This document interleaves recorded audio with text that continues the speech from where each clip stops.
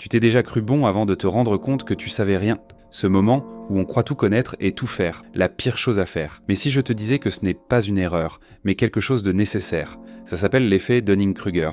C'est cette tendance qu'on a à surestimer notre niveau. On pense être compétent, mais en fait pas du tout. Puis avec le temps, on devient plus compétent, mais paradoxalement, moins confiant. Pourquoi ? Parce qu'on réalise tout ce qu'on ignore encore.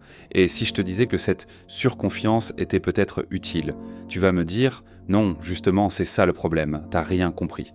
Mais dis-moi, si tu savais dès le départ à quel point c'est complexe, prendrais-tu ce risque ? On est bien d'accord que non. Tu n'aurais même pas eu l'intention d'essayer. Alors tu vois où je veux en venir ? Peut-être que cette illusion de penser que c'est facile est justement utile. Parce que c'est probablement cette illusion qui te pousse à agir. Tu crois que ça va être facile. C'est faux. Mais ce petit mensonge te donne l'élan d'essayer. Quand tu commences la muscu, tu te dis « Facile, je vais prendre 10 kilos en 3 mois ». Spoiler, non. Mais sans cette naïveté, tu ne serais jamais allé à la salle. Pareil si tu veux créer ton premier projet, lancer ton entreprise, apprendre une langue ou une leçon. T'avais peut-être besoin de cette naïveté. Mais le vrai problème, ce n'est pas de commencer trop confiant. C'est de rester bloqué là.